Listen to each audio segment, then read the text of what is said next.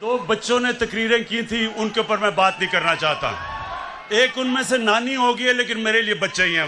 वो आज जाके लेक्चर दे रहे हैं दोनों। 1 घंटा उन दोनों ने पैसे बनाने के लिए हलाल का काम नहीं किया।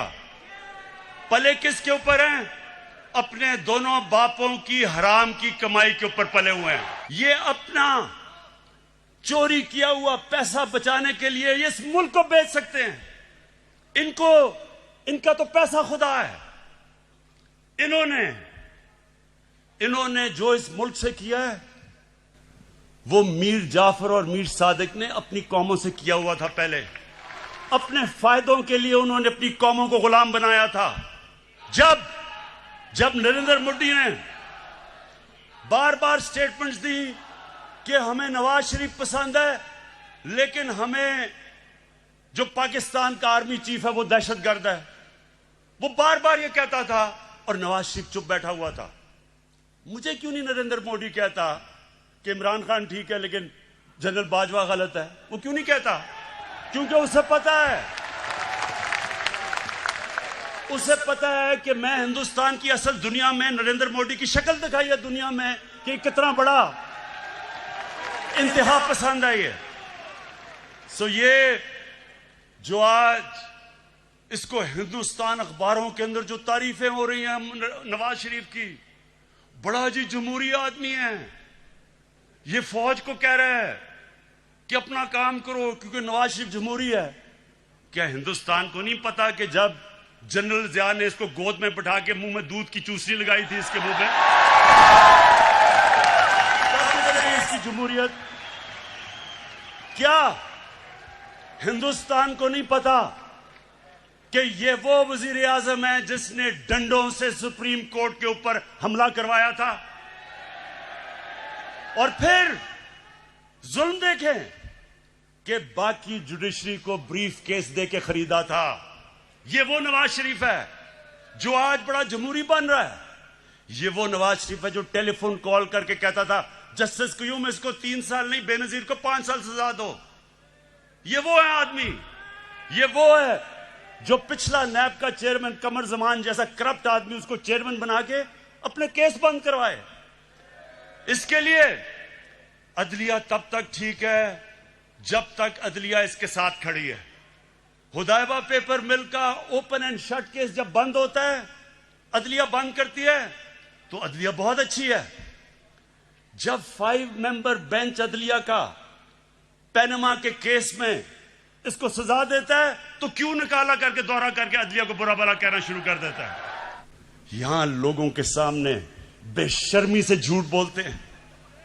वो भी झूठ बोलता है, उसका भाई भी झूठ बोलता है, बेटे भी झूठ बोलते हैं, बेटी भी झूठ बोलती है, और वहां जाके तकरीरें कर रहे हैं कि जी बहुत बड़े ये जमहूरियत के लिए खड़े हैं।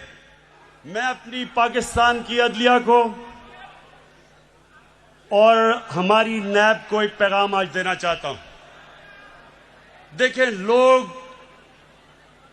तंग आ गए हैं, लोग इंसाफ की इंतजार कर रहे हैं, लोग चाहते हैं कि इन चोरों से पैसा मिलके वापस अवाम के पास आए। लोग, पाकिस्तानी कौम इंतजार कर रही है कि केस कब अदालत में कंप्लीट होंगे। मेरी रिक्वेस्ट है जनाब चीफ जस्टिस साहब, जो गवर्नमेंट से आपको लॉजिस्टिकल सपोर्ट चाहिए हम देने के लिए तैयार हैं।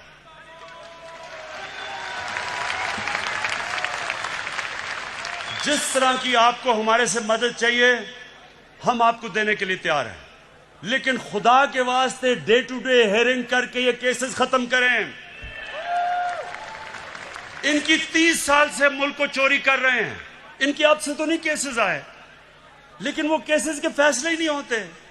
और मैं नैब को भी कहता हूं कि नैब आपने कई जगह बड़ा जबरदस्त काम किया, लेकिन खुदा का वास्ता है कि केसेस को मंतकी इंजाम तक तो पहुंचाओ।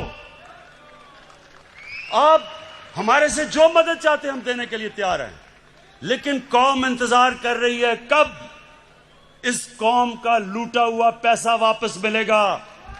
आप सारे तो कभी किसी का कंधा पकड़ के आया, कभी कोई जलानी ने बना दिया, किसी ने कागज का टुकड़ा दिखा दिया कि जी मुझे तो मेरी वालदा की वजह से पार्टी मिल गई है।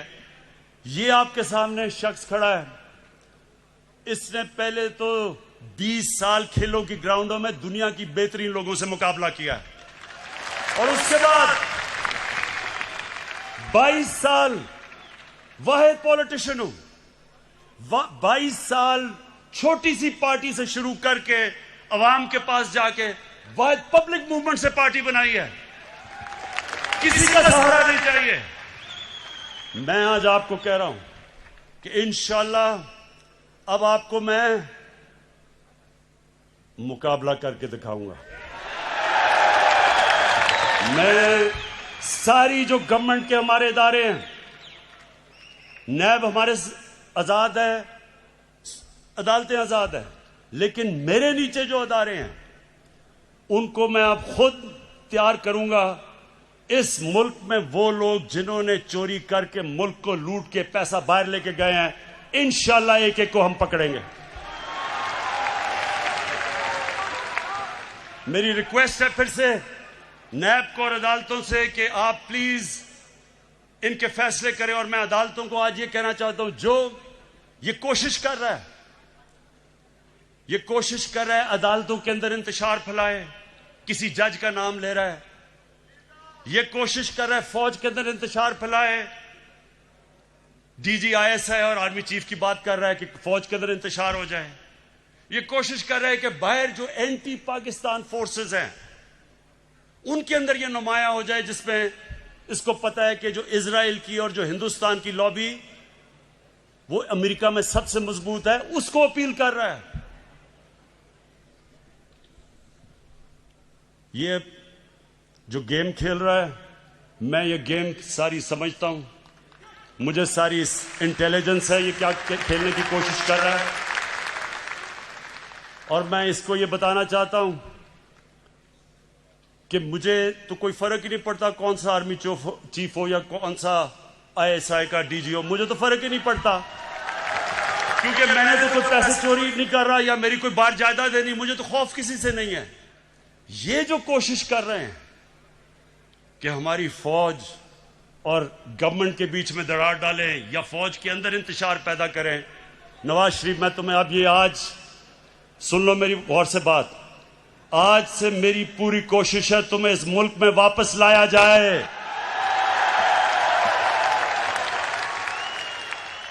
और तुम्हें यहां आम जेल के अंदर डालेंगे, वीआईपी जेल नहीं होगा। गरीब आदमी लाखों की चोरी करे तो वो तो बेचारा जिन हालात में जेलों में रहता है, और जो अरबों पैसा चोरी करके बाहर ले जाए, बच्चे अरबों रुपए के घरों में रहें और वो जाके वीआईपी जेल में ठहरे, तुम वापस आओ तो मैं देखता हूं तुम्हें हम कैसे रखते हैं।